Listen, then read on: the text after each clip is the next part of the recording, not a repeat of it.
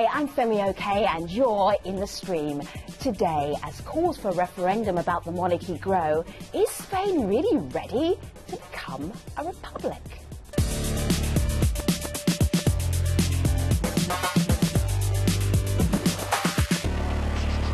This is a classic debate, monarchists versus Republicans. Malika Bilal, digital producer of the stream, what are you finding online for this debate? Our community loves classic debates, and so they pitched this show. We actually got a request for this on Facebook, so our thanks to Aaliyah for that. Now, as soon as the news break, the internet exploded with memes. Most of them were critical. They look a little something like this. And this one says in Spanish, first Spaniard to get out of unemployment. And it's poking fun because the picture you see here is Prince Felipe. Now, of course, we can't have this conversation without you, so whether you're critical or supportive of the monarchy, we want to hear from you. Use the hashtag AJStream. Oh, he's come to the studio so prepared. Journalist Gustau Alegre. He is a Catalonian journalist, and he is here with us. He's also US correspondent for Catalan Radio and spent more than 10 years in Spain as a journalist. Great to have you here. Thank you. We'll hear more from you in just a moment. Absolutely. I have to tell the audience, though, that the stream, well, it's your show. Tell us what stories you think the world isn't paying enough attention to, and we can remedy it. Check us out at Google+, and let us know what you want to see on the show. You can scoot down here to see some of the stories we are following, and if you don't like any of them, or you like some of them, you have more to add, then just go on to Google+. Right now, let's check out some of the hashtags that you're following.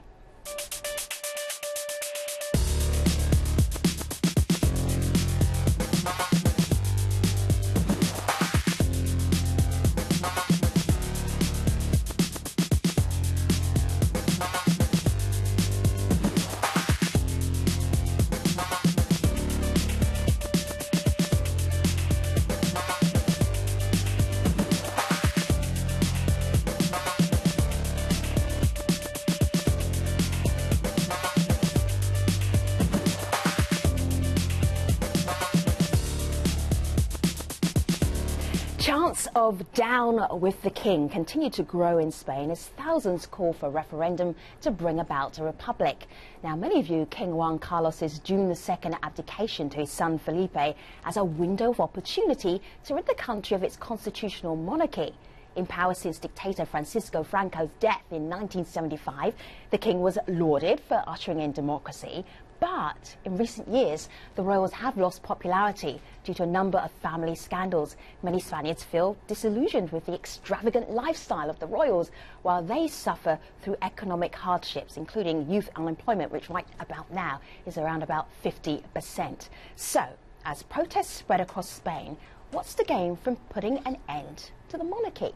Joining us via Skype to talk about this, we have Luis Dean Valencia. He's involved in the protests calling for a referendum. He's also a PhD student at Fordham University. Alberto Núñez Lauf is a supporter of the Spanish monarchy. And Marta Herrero Maestro is a journalist in Spain. So I have to say welcome to the stream, and it's great to have you all here. Hola todos. So let me start back here on my laptop. You're very generous there with that little laughter. Let me start back here on my laptop. I have a map of Spanish protests that broke out after the king announced that he was abdicating. Marta, you've been to some of these protests. The last one you went to, what is the atmosphere like? Tell us a couple of stories. Well, I've been covering the last two protests against the monarchy, asking for a referendum, and you can feel the spirit of the people needing a change, a big change. Not only in the monarchy, I think it's a result of a whole institutional crisis, including the monarchy, political parties, institutions that are being questioned by the citizens, and people asking for the right to vote, to make their own decisions, because they're quite disappointed and they lost faith and trust in the political parties that are representing them. So this is just an extension of what the whole feeling is in Spain right now. Gustau. Referendums, it's in democracies on an international level, the normal procedure. So that's the point here. What it's at stake right now, it's if the Spanish democracy, it's allowing the people to vote and to decide about their future. That is what the people are going to take the streets asking for democracy. We have to bear in mind that 60% of the current population in Spain were born after the transition to democracy. So after 1975, so you've got quite a young population. Exactly. So they were not direct witness of the role of the king in the transition. So that's one of the main points where the king built his reputation in the throne. Right. So these people are now asking to vote, to decide in the referendum. Sure. This is what is at stake. What is at stake right now, it's democracy. Well, it's interesting you said that, Gustavo, because we actually just got this tweet from Jake. He says, I lived in Spain as a child, and I remember Franco's death. Juan Carlos's wisdom and stability helped Spain transition to democracy. But Luis, as Gustavo mentioned, this is the people out in the streets, our generation, that don't remember the time that this person who tweeted in do. So what is the view that they have? I think that a lot of people have the view that just like, say, the older generation looked at Franco and asked, why is this person our leader in the 70s? People today are asking, why is this king our head of state? If we actually live in a democracy, should it be a democracy that we decide on? And that was not a decision that was ever made for us. Or that was a decision that was made for us. So, Alberto, what do you make of these protests that seem to spring up from nowhere as somebody who's a supporter of the royal family? What do you make of what's happening in Spain right now? Well, I do believe that there is people are upset, extremely so, and this all, well, it all sparked in 2012 when the king went to the Botswana hunting. And throughout 2012, also other things were discovered. So let's just remind our audience what happened there. So just retell the story, because he went on quite a big holiday, basically, right? In the midst of a crisis. Yes. All right. So in the midst of a crisis, he did go to Botswana to hunt elephants, which caused one of the social media questions that I saw on your Twitter account, which was how disconnected is Spain's royal family from realities on the ground. Now, if in the past there was no contact with reality, no reality check for them, they are royalty. The moment that sparked, social media created an outrage about this, and the King Juan Carlos was the first political figure in Spain to go public on, apologizing. I have done wrong. I won't allow this to happen again. I understand why you are upset and why you are angry and outraged about this. Yeah, okay, apologizing doesn't mean that it was not a big mistake. But if you take into consideration also that there is a general discredit of the Spanish institutions, like from the judiciary system, where the president of the Supreme Court had to resign because of misappropriation of public money, or the business association, where the main association in Madrid, the president had to resign because of a tax fraud, or the parliament, all the big parties, like the People's Party, who is running the country right now, it's under investigation because using money from donations as a kickbacks, and also to paying in cash to the team leaders, and among these team leaders is the president of the country. If you have all of this, now you understand why people are taking to the streets and are putting the name of Spain under question. Luis, what did you want to add? I think another thing to consider is that it's not just about what the king has done recently, or hasn't done recently, for that matter. It's a question of a fundamental look at the way that the system is built. And I think that that's a more important question. What do you mean by how the system is built? Because my understanding of constitutional monarchy is that you have the head of state, but he's not in charge of anything, or is he? That's right. But that's the thing is, what role does head of state have? Well, they represent the country, for one. Right. And I think that would be a thing that you would want to have under a vote. Who represents you? That's a fundamental sort of question, right? Right. Who represents your country? All right. There's something that... yeah, go ahead, Marta. I would like to highlight something. I mean, a monarchy was imposed by General Franco.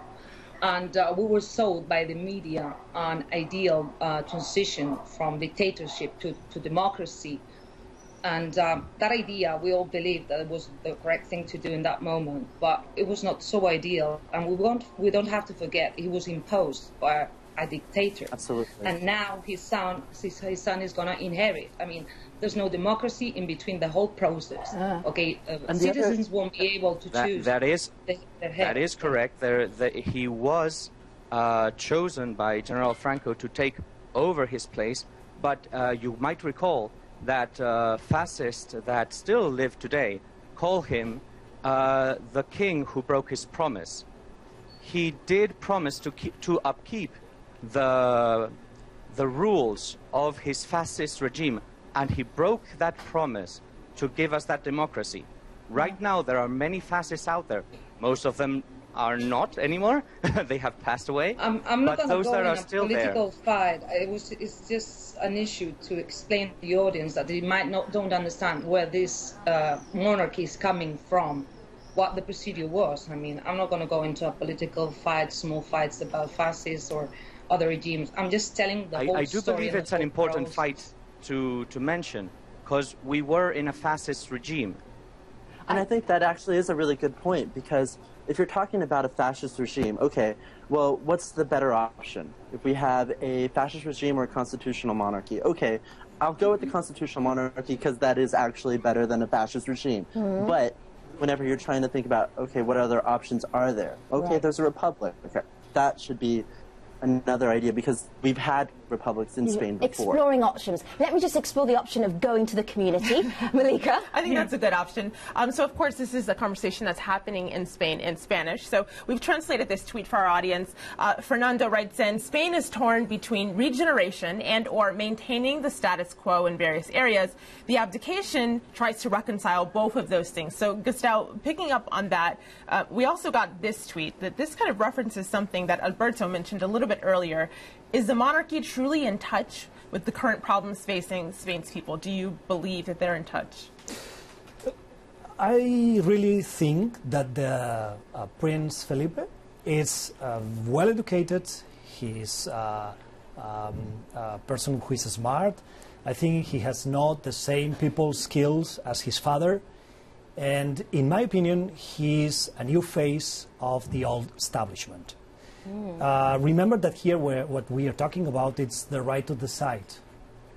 Are the people allowed to vote? So it's what is at stake right now. It's the quality of the Spanish democracy.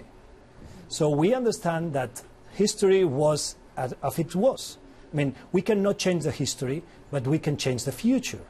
And this is what the people who are taking to the streets are asking. Gustavo, but we're talking about the head of state, the person or the people who represent Spain as a country.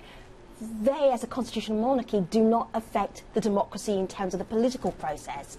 So why is that top level, why is that so incredibly important, who represents you, and being able to vote them in and vote them out? Because the monarchy represents the system, the establishment. Right. And people have lost the confidence. The people have lost the confidence in the system. And the main figure of this establishment is the monarchy. And below the monarchy is the government. And below the government is the parliament. And then the judiciary system. And you can go all the way down until the lowest level of the administration. Right. And you will see corruption widespread, political parties that are friends with businessmen doing business for that their happens in own. republics as well, of course. Alberto, what did you want to add? Sure. I do believe Gustav is right on what he says, but I think it would be an incredibly big mistake if, with the current system, we allowed a president of the republic to take over the position of our head of state. Right now, we do have a democracy, but it's a particracy. We do not vote for the people, we vote for the party. And the party elects who's going to become chief of government or prime minister. So we don't really want the party who has been subverted, that has been, has received bribes, and these are being investigated at the moment and in the past, to also have the head of state. We have already had French Republican, French Republican presidents leave at the same time, their post to go straight into a police car. Louis, hold tight for a moment. Alberto, have you finished making that point? Because Louis, I know is... Okay, Louis, go ahead. Also, the monarchy is under investigation as it is. The king's own daughter is suspected of corruption. It's not as though you can say that this corruption is free from the monarchy. Yes, corruption exists. Louis, why I've got... But they are different investigations. They don't come from a political party. I think we're losing the point of the whole debate. I think even a president of a republic, a president of the government, prime minister, could be alleged of charges of corruption. But we are talking about here is the vote, the people deciding and voting. The right to decide. Here is what is at the center of the debate. That's what we're talking about. And in democracies on international level, referendums are the normal procedure. All right, so guests, take a pause for a moment. I've got two petitions here on my laptops. I've got one from avaz.org, which is referendum now. So there's that one. There's another one from change.org, citizen referendum on the continuation of the monarchy. So, Louis, if we're looking at how does this even happen? What's the plan? What's the strategy? You've been agitating for there to be a referendum, but what's the actual plan? How will it actually happen, if it happens? Well, for one, I'm probably not, yes, I have been involved in the movement, but I don't speak for the movement. The movement speaks for itself. And so... So what's the movement saying then, Louis? The movement says that we have to start getting names of people who are wanting to set up tables across the country and call for a referendum, a popular referendum. And go into neighborhoods and create assemblies and have people go there and talk about what would the best options be for a new sort of government model. What do you think? What do you think the options might be? I think that some of the options might be trying in some way to have more voice for the people. As much as some monarchists might say, the king gave us democracy, as we all know, whenever you install a democracy, look at almost anywhere in the world that's worked. Never. It comes from the people. A democracy comes from people. It's not something installed from the top down. Malika. Well, Marta, I actually like you to have a listen to this video comment because, of course, you're a journalist there and you're speaking to the people, the very people who we're talking about, these people who are out there on the street. So I'd like you to have a listen to this and see if you can answer his question. King Juan Carlos I, Dictator Franco's successor, has resigned, while the country is going through a dramatic situation. Some of us believe this is the right time to ask ourselves a lot of questions, including, do we really want to be a monarchy?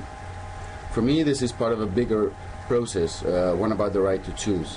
And this process will, no doubt, end up in profound political change in Southern Europe. So, Marta, he says this is really just about the right to choose. Is that the same thing that you're hearing from protesters? Yeah, sure. What people want is to be heard. I mean, they have no right to choose the head of state or the model of state they're living in. And so, yeah, that's the main goal here, main thing. Marta, when is the coronation of Prince Felipe? The abdication takes place on June 18th, and the proclamation, there's no coronation, will be June 19th. Okay, so are we talking about the protests just having 10 days in order to get some momentum, or will the protests continue beyond then? You've been out and about reporting on them. Are you sensing that there's a sense of we have to hurry up, or will they continue even when there is King Felipe? Marta? Well, I think they will continue. They are programmed for Wednesday. There's another one. Once the abdication law is going to be passed to the Congress and approved there, they've got another demonstration then. And I think these voices will be increasing because this is not something isolated once the abdication took place. After the European elections, there were many anti-monarchist parties that won 20% of the votes. So, I mean, there's going to be maybe a parliamentary representation bigger than the actual in 2015 that might ask for this referendum. I don't know, maybe the coalition of parties, but this is something that has been increasing during the last months. I mean, so I don't think they will stop. They won't stop. I think that also it is. Oh, do go ahead. It is. Go. It is. Oh, okay. It is something that you can say that to some effect, it's meant to be a long process. You don't want it to be something that's decided overnight. You don't throw out the baby with the bathwater. That's actually one of the good things about conservative ideas is you're looking at what was working, but also you don't want to stagnate. And I think that this process of debate is good because it allows for people to think about what other options are there. The movement's taking advantage of this particular historical moment. Okay. Yes, to get attention for it. But apart from that... You're going to carry on. All right, let me just take a quick break and head across the community because we're almost out of time for this part of the show. We're talking about what other options. I know, that's how I feel every day. Well, one of our guests just mentioned looking at what other options are out there. So, Gustavo, we actually got this tweet in just a couple minutes ago. Juan says, in Spain, there are Republican parties which ask for a referendum. How many people vote for those parties, and isn't that democracy? Well, it is. It's That's democracy. correct. Exactly. It's democracy. And people, if you want to change the system, you can do it so. But look, these figures. Today there was a poll published in the largest newspaper in Spain asking for the monarchy with Felipe or another public relevant figure. Like it's a kind of question saying, well, a republic. Okay, just 49% of the people were in favor of the monarchy with the Felipe as a king. Just 49% is half of Spain, of those that were polled. Yeah, but you what can't happened? say that's just 49%. Okay. No, it's quite a lot, Alberto. Are we kidding? We agree. We agree. What about the other half? 36% wanted our republic. I mean, we're not fighting. We're not fighting. Okay, we're just giving the figures of this poll. Okay, here are the figures. If a referendum was to take place, it would have to have the backing of the Congress. Give those votes to those Republican parties, and then that would make a case. But right now, people are heated, people are impoverished, people are hungry, and people see this as a chance to go out and strike and bark at the wrong tree. I don't agree. This is not correct. Well, this is assuming that people are stupid. There are many other things that need fixing, and for example, Podemos has a very clear agenda, which I believe in some of its points is really positive. Okay, so Alberta, and Marta, and Louis, and Gustavo, we haven't even got halfway through yet, but we do have a post show, so you'll be relieved. Take a breath. We will come back to you at stream.aljazeera.com. Something very interesting that Gustavo brought with him, and I put it on my laptop just to end this part of the conversation. So here's 1996, and 7 out of 10 Spaniards were monarchists. And then we go to 2014, and then we've got 3 out of 10 Spaniards being monarchists. But interesting. That but is going to stream.aljazeera.com, the post show. ... Meanwhile, let me tell you what we're doing tomorrow. Well, I am off. I am taking the day off. But Josh Rushing will be joining Malika in the stream. And what will you be talking about? We will be talking about Canada, actually, the temporary foreign workers program, allegations of exploitation. We'll look into those. All right, I will tweet in. Is that okay? I will look for your tweet. All right, hashtag AJStream, @FemiOK, my Twitter handle. I know. I will look at the bottom of the screen to see if my tweet makes it. No pressure. We are going to the post show right now at stream.aljazeera.com. If you want to talk about Spain, could it be a republic? Hashtag AJStream. See you online. Thanks for watching.